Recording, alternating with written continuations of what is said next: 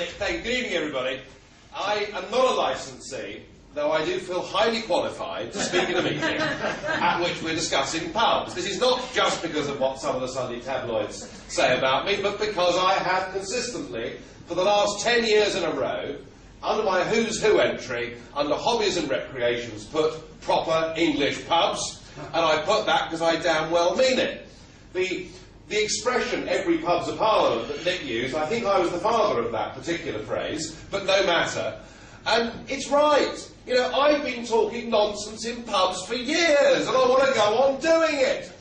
My village in Kent had 2 pubs, one closed a fortnight ago.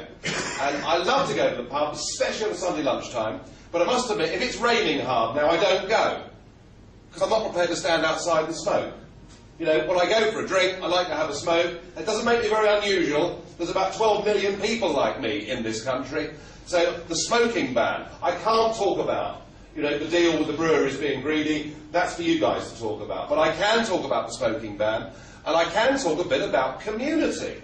Because the whole point about this party and why we're here is we feel, and we felt right at the beginning, that our professional career politicians are not standing up for this country, for the interests of this country, and not putting our interests first. And so really our fight against the smoking ban, and our fight for the community pub, is just part of the overall ethos of this party. As far as we're concerned, it's not for governments to tell us whether we hunt foxes or smoke cigarettes in pubs. That's for us to decide as freeborn people. We want much more freedom in our lives and the responsibility that goes with that.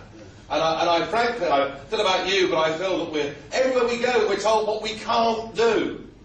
There are signs everywhere forbidding us from doing things. Speed cameras, CCTV. I mean, if all of it was reducing crime and making Britain a better place to live in, we might just about accept it. But it's not, is it? It's not. It's naturally law-abiding people that finish up getting fined. And I must say, I thought, Nick, the fine that was imposed upon you, I mean, when you read in the paper of some of the terrible things that go on in this country, you know, violent assaults, sexual assaults, and people serving 2.5 years in prison and they're out, and yet allowing a few old pensioners to smoke in the corner is 11,500 quid, just shows you how disproportionate all these things are.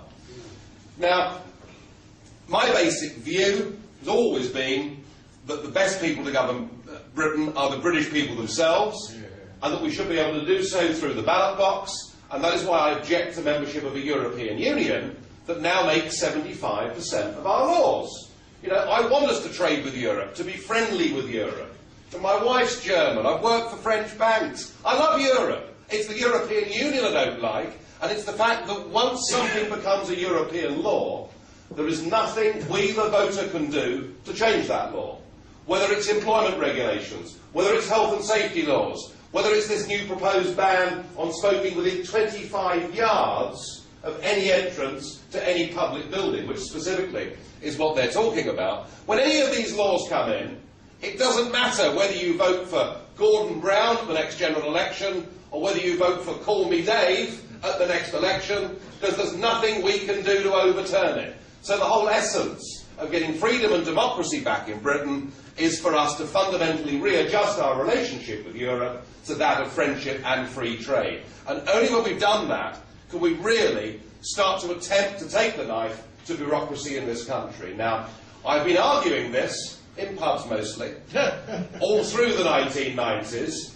In fact, I was told at one point that I was boring everybody in my village pub so much that why didn't I just go and stand for Parliament? So I've done so. But I've also been told many times, well, of course, Nigel, it's all well and good standing up and saying the things that you believe in, but it isn't really going to get anywhere, is it? You know, you're fighting against this vast political establishment and you can't succeed. Well, my answer to that would be this, that firstly, we now have a clear majority of the British people that support UKIP's main policies.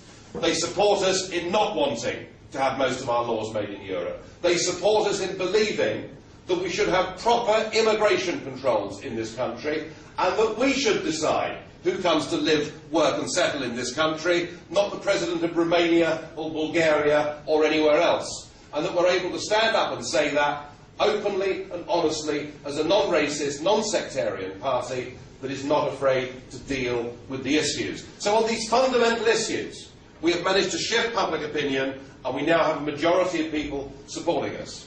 And of course the same argument will be raised. Well, the smoking ban's in and no one's listening. Listen, on those two big policies I just spoke to you about, just 3 weeks ago, we came second in the entire United Kingdom. You think about that, it's quite unprecedented, isn't it? For a party that is relatively new in British politics to come second in a national election. And that just shows you the power and the resonance of our arguments. It shows you that UKIP's been around for some time now. People have become familiar with it. They are beginning to trust it. And I would make the same argument to you about the smoking ban. Of course, everybody will say, but it's impossible, it's happened, smoking's bad for you, and no one will listen. What chance have you got? Well, without champions, you've got no chance at all. And that's why I'm here in Norwich. I'm very happy to be backing Glenn Tingle and backing his campaign. Glenn's not a smoker, he's a marathon runner, for goodness sake. But he believes in freedom of choice. And I do honestly believe that if we get Glenn elected at this by-election, this community, these communities I should say, in this constituency of Norwich North, will have somebody who's prepared to stand up and fight for them. And that's why I'm here tonight, Glenn. I'm very happy to speak for you. And on the issue of smoking, don't think it's hopeless. Don't think that because we are where we are, it's impossible and there's no chance things will be changed. Remember that we've been through all this before. It was called the English Civil War. And we had a slightly arrogant king. I mean, I suppose I tend towards the royalist side of the argument, but he was a slightly arrogant king, and they did in the end, of course, chop his head off. But these religious nutcase Puritans that took over the country became more and more excessive. So excessive did they become that in 1658 it even became a criminal offence, an imprisonable offence, for any family to be found celebrating Christmas. And it happened. You know, houses were raided, and if there were decorations up over the mantelpiece, the chap was taken off to the local slammer. That's how mad Puritanism became back in the 17th century.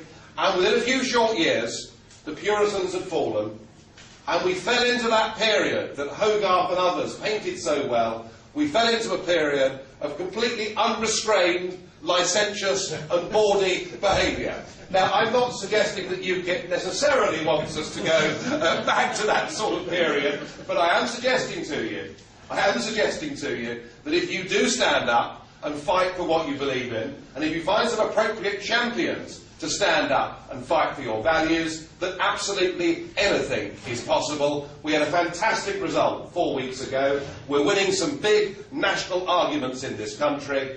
And with Glenn, we'll fight those battles, but we'll also fight some other battles, such as the battle that we, as freeborn people, should be able, without government encumbering every act of our lives, we should be free to live our own lives, and smoking and the local pub is but one illustration of that. Thank you very much.